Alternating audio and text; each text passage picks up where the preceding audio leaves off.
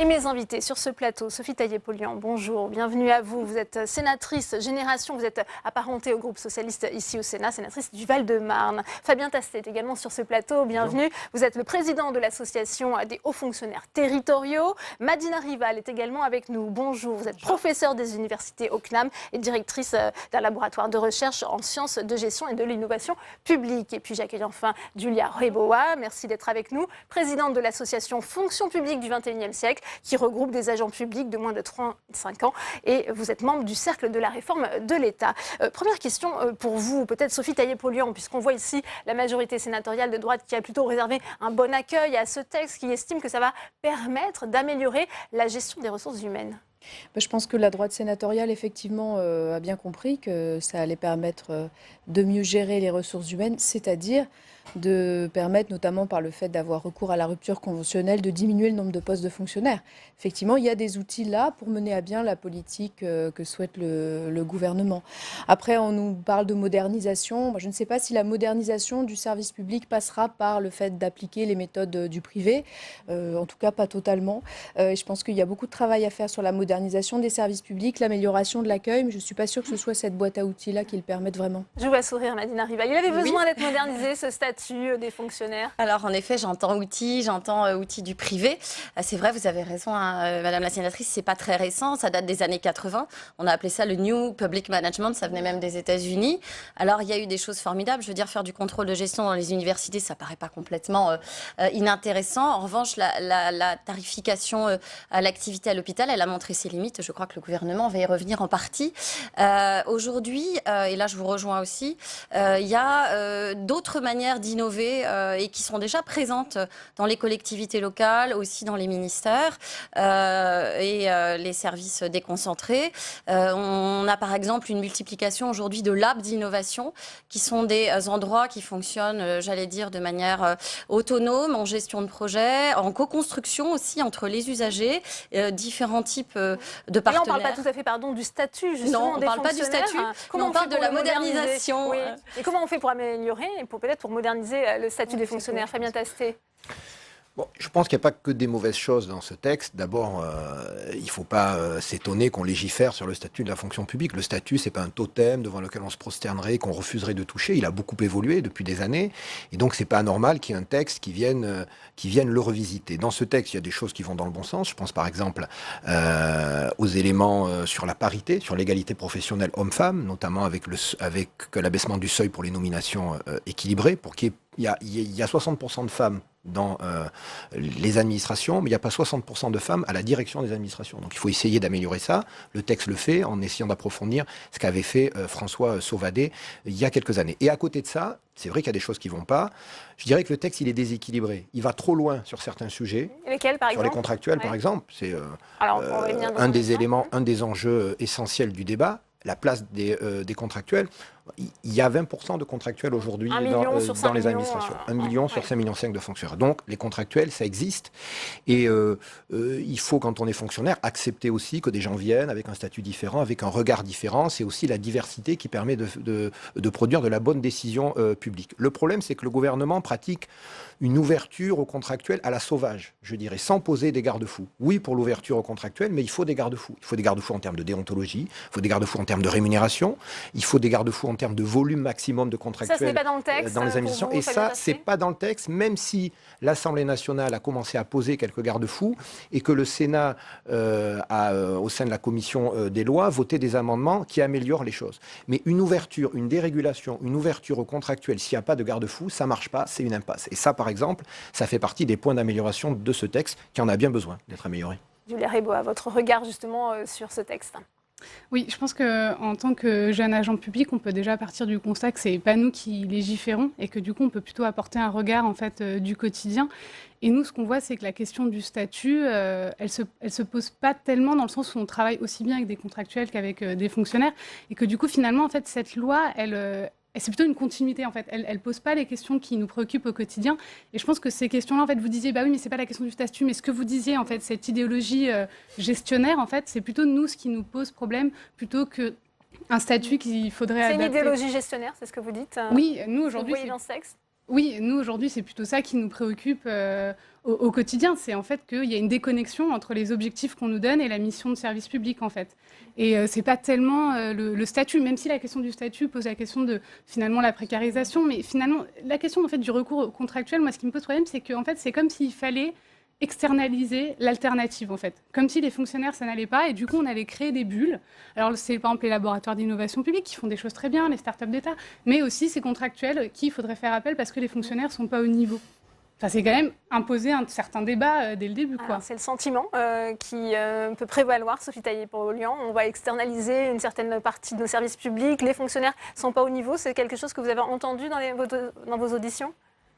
Écoutez, on entend énormément de choses. Moi, j'aurais quand même revenir sur une chose. Effectivement, le statut, c'est pas forcément le sujet, puisque le sujet, c'est comment on fait fonctionner le service public et vers quoi on s'oriente. Est-ce qu'on s'oriente effectivement sur une gestion comptable et à ce moment-là, on se dote d'outils de gestion comptable, pas forcément de gestion de projet, pas forcément, voilà. Ou est-ce qu'on se dote d'une fonction publique qui peut vraiment se dire qu'elle est recrutée pour déployer le service public au plus près des besoins des citoyens. C'est quand même de ça au départ dont il s'agit. Le statut, il n'a pas été bâti pour protéger les fonctionnaires juste parce qu'il fallait les protéger. Il a été bâti sur une philosophie politique de protéger l'agent public d'agents extérieurs qui pourraient influer sur la façon dont il peut mettre en œuvre ou définir l'intérêt général par rapport après, évidemment, à des décisions politiques qui ont été prises par le législateur. Et c'est ça que petit à petit, et c'est vrai que ça fait de longues années que c'est en chemin, hein, c'est pas tout à fait récent, mais là on a un coup d'accélérateur quand même, que ça c'est mis en cause. Et notamment sur les questions de déontologie, de rapport entre le public et le privé. Pour moi, il y a là quand même aussi beaucoup de choses qui auraient dû être faites, qui ont été travaillées par des rapports parlementaires, singulièrement la mission d'enquête qui a eu lieu l'année dernière au Sénat, qui a abouti aussi à un certain nombre de choses pour dire qu'il faut arrêter avec ces pantouflages, ces rétro-pantouflages, ces allers-retours entre public et privé, qui fait que certains agents, et notamment de la haute fonction publique d'État, on peut se poser la question. En fait, ils sont en conflit d'intérêts. Je vous rappelle que le conflit d'intérêts, c'est pas le fait de faire quelque chose de répréhensible, mais d'être en situation de le faire. Moi, par exemple, j'ai posé un amendement pour faire en sorte que ce ne soit plus possible que des agents des impôts travaillent pour des banques ou pour des conseillers fiscalistes. Et donc, il y a des questions quand même philosophiques qui doivent être posées. Madina Rival. Oui, je voulais dire deux petites choses, merci. J'ai entendu gestion, compta, comme étant des termes un petit peu dépréciants. Juste pour dire, la gestion, ça peut être aussi faire de la gestion prévisionnelle des emplois et des compétences, gérer la formation, gérer la progression de ces agents. On a parlé lors de la suppression éventuelle de l'ENA d'aller faire de la formation continue, d'extraire parmi les potentiels déjà existants de la fonction publique de futurs hauts fonctionnaires.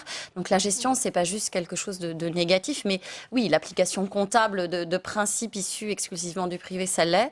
Et puis deuxièmement, je suis assez d'accord avec vous, je ne crois pas vraiment que la question soit celle du statut, même si c'était l'objet de ce débat. Elle est ce qu'on envisage comme dispositif pluriel pouvant aider à l'intérêt général. Et je ne crois pas du tout que vous, tous autour de la table, vous défendez évidemment le statut de la fonction publique. Je suis moi-même fonctionnaire, j'en suis très heureuse, mais que vous soyez forcément contre le statut d'entreprise à mission.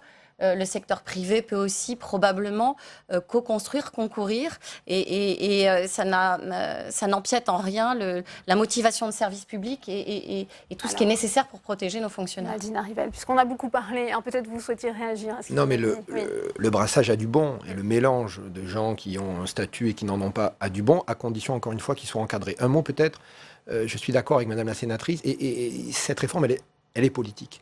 Et ce qui me gêne dans l'expression boîte à outils, je ne renie pas cette expression, j'ai dû moi-même l'employer.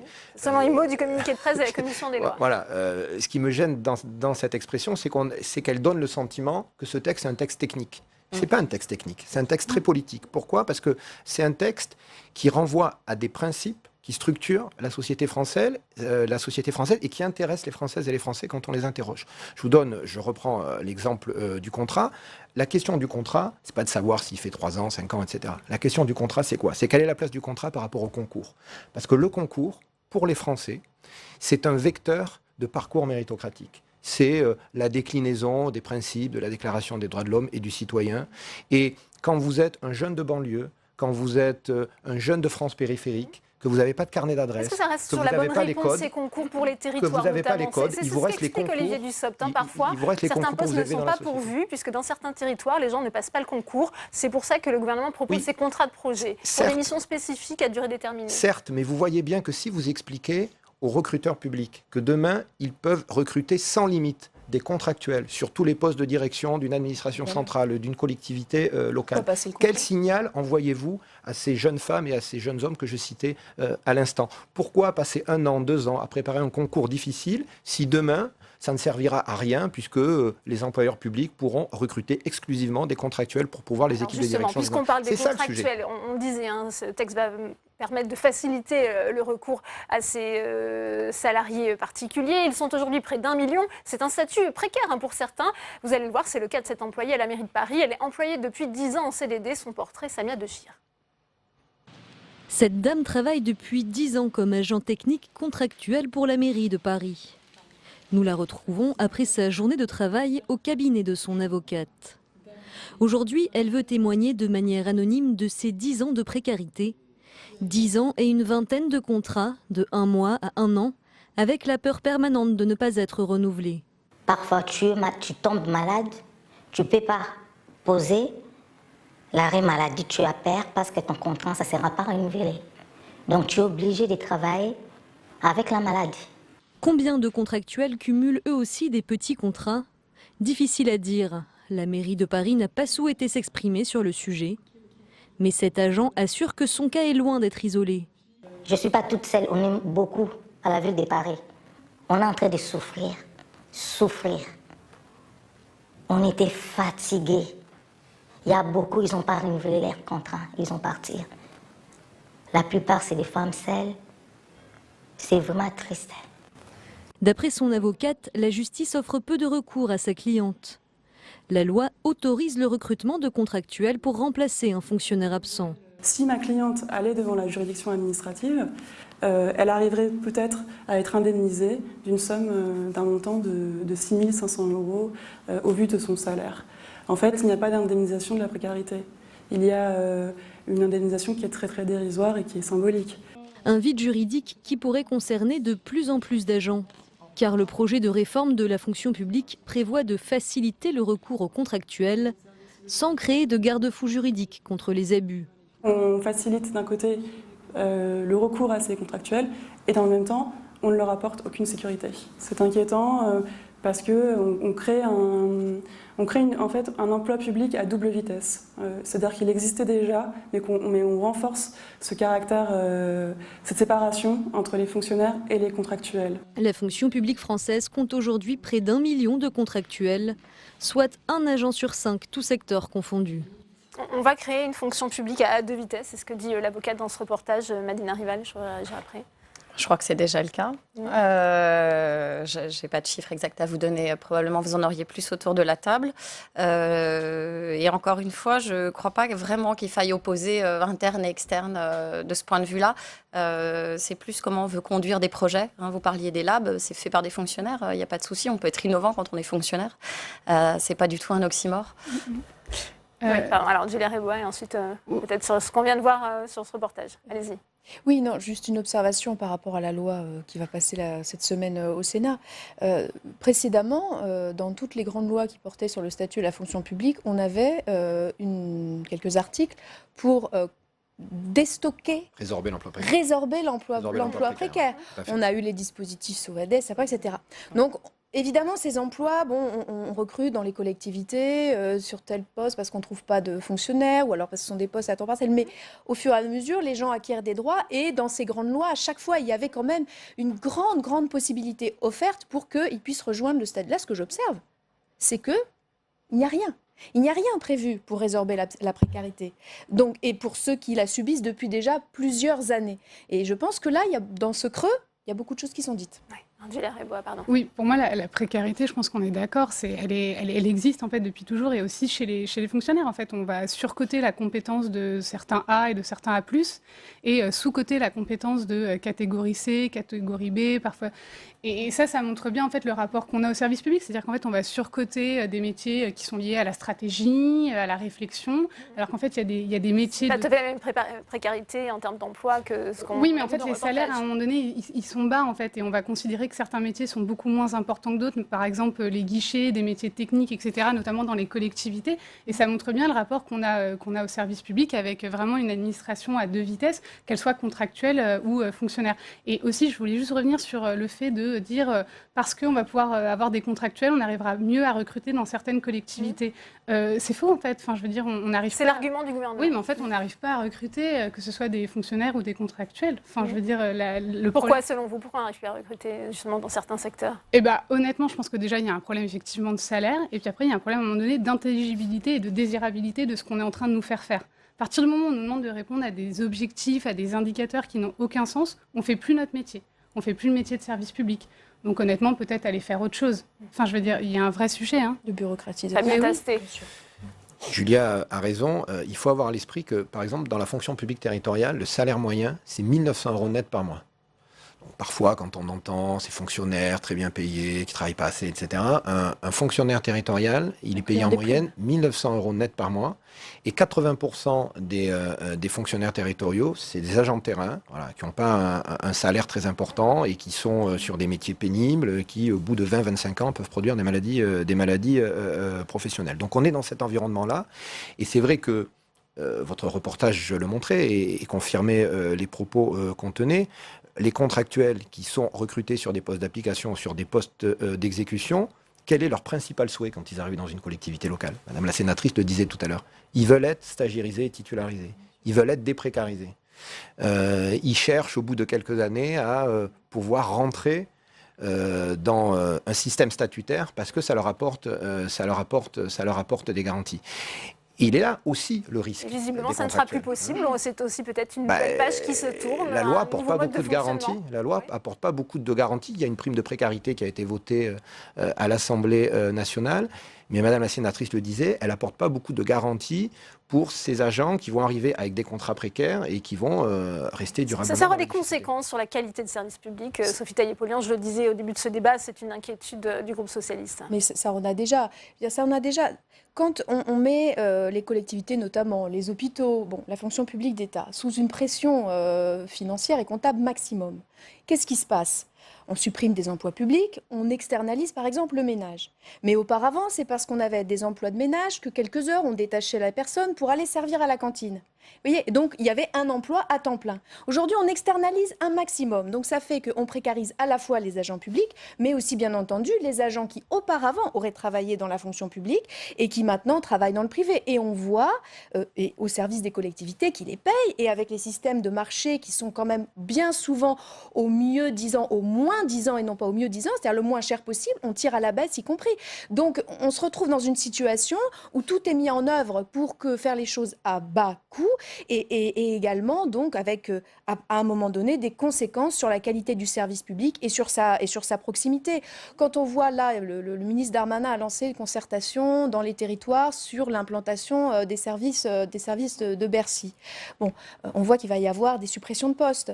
Alors on voit aussi une rétractation du service public auprès des usagers. C'est ça qu'on constate. Et tout cela, cette loi, elle permettra aussi d'accompagner le gouvernement dans son objectif de réduire le nombre de fonctionnaires. Même si Emmanuel Macron disait à renoncer à cet objectif de suppression de 122 000 fonctionnaires. Et j'ajouterai une dernière chose, si vous le permettez, aussi sur la question de la santé au travail, parce que ces fusions, ces difficultés de CHSCT rencontrent une particularité, notamment dans la collectivité territoriale, où il y a des métiers différents, et où donc ces instances ont encore plus d'importance, parce que si on a d'un côté des agents de crèche et de l'autre côté des égoutiers, et qui avaient déjà du mal à faire entendre leurs spécificités en termes de risque professionnel, alors qu'ils sont dans une même structure, là on va y perdre. Beaucoup, les agents vont y perdre. Rival, on voit à travers ce débat, et Fabien Tastet à un moment a prononcé ce terme de tabou. Le statut des fonctionnaires, ce n'est pas un tabou. Et malgré tout, on a le sentiment que c'est difficile aussi de faire bouger les choses, d'appliquer aussi certaines règles finalement du droit du travail à la fonction publique. Vous remettez en question l'agilité du service public. Écoutez, encore une fois, je me permets juste de rejoindre ce que disait Madame la sénatrice. plus que d'agilité, il faudrait quand même se préoccuper de la qualité de service qui va être rendue aux citoyens et de la qualité de vie des agents. Nous, nos élèves au Conservatoire national des arts et métiers sont des fonctionnaires qui viennent se former en général parce qu'ils sont en situation de transition. Qui dit transition dit en vérité quand on gratte souffrance au travail. Et on voit exactement la situation que vous décrivez. Des gens qui se retrouvent percutés par des fusions, par des transformations. Bien sûr qu'il faut faire des choses. Bien sûr que le service public à la française, il a des vertus. Mais qu'il faut le transformer parce que les comptes ne vont pas y suffire. Mais probablement que se préoccuper de former ceux qui sont déjà fonctionnaires, c'est important. Ça, c'est une première chose que je voulais vous dire. L'autre chose, on était sur les salaires, la précarisation. Toutes les études montrent que on devient fonctionnaire pour un certain nombre de raisons, mais notamment on appelle ça la motivation de service public.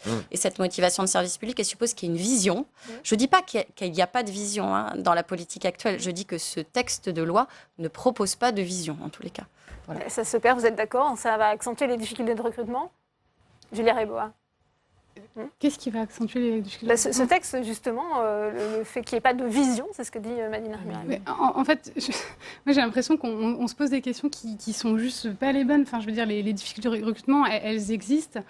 Et je pense que, par exemple, on a les réponses, en fait. Quand on voit, par exemple, la facilité avec lesquelles les startups d'État recrutent, il y a une attractivité phénoménale sur ces dispositifs-là. Pourquoi? Parce que les salaires sont bons, parce qu'on sait pourquoi on travaille et parce qu'on est reconnu.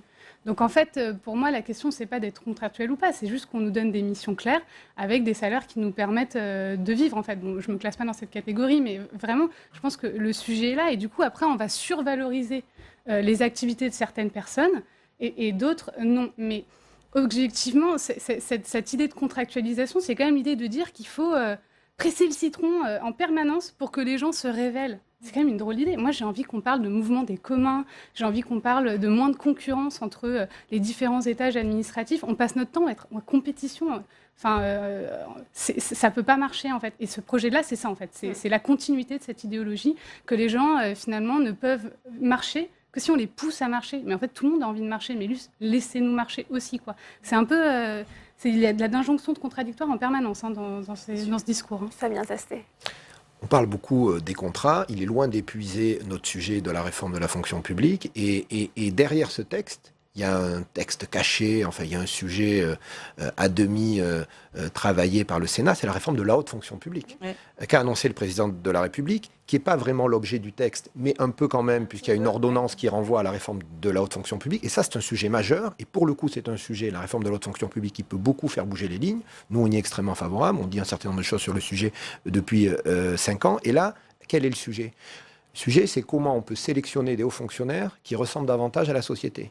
Comment on peut faire en sorte que par leur formation, par leur déroulement de carrière, on ait un appareil d'État, des ministères, des directions d'administration centrale qui ne soient pas en déconnexion avec les territoires, avec la réalité du pays. Et ces sujets-là, c'est des sujets très actuels. On en a entendu parler sur les ronds-points, on en a entendu parler pendant le grand débat national. Donc voilà un vrai sujet, une vraie réforme qui est un peu connecté au texte examiné par le Sénat, mais pas tout à fait, puisqu'il y a une commission Thiriez présidée par Frédéric Thiriez qui va travailler pendant 6 mois. On ne comprend pas trop d'ailleurs comment va se faire la connexion absolue entre les deux textes, puisqu'il y a un texte là qui va être voté sur la fonction publique avant les vacances, et puis il y a des propositions qui seront remises par la commission Thiriez sans doute à la fin de l'année, dont une partie auront sans doute un caractère législatif, mais j'imagine qu'on ne va pas faire 2 lois en 6 mois.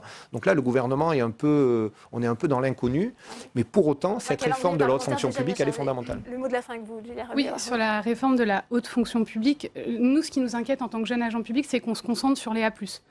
Honnêtement, moi, je ne vois pas comment on peut réformer une fonction publique en se concentrant que sur les cadres. On ne peut pas réformer l'ENA sans aller, par exemple, questionner les instituts régionaux d'administration. Et surtout, je ne vois pas comment on peut apporter plus de diversité dans la fonction publique si on ne questionne pas notre propre norme. On surcote le savoir et l'expertise des hommes blancs de 50 ans, clairement, disons-le. Et en fait, on aura beau mettre des quotas ou dire qu'il faut ouvrir... parce que, par exemple, l'Accordé fait un très, très bon travail par exemple, sur l'ouverture... Voilà, autant de questions peut-être qui feront l'objet du débat en séance publique à partir de demain, Sophie Taillé-Polian, puisque le texte sera soumis à votre approbation dès 14h30. Merci.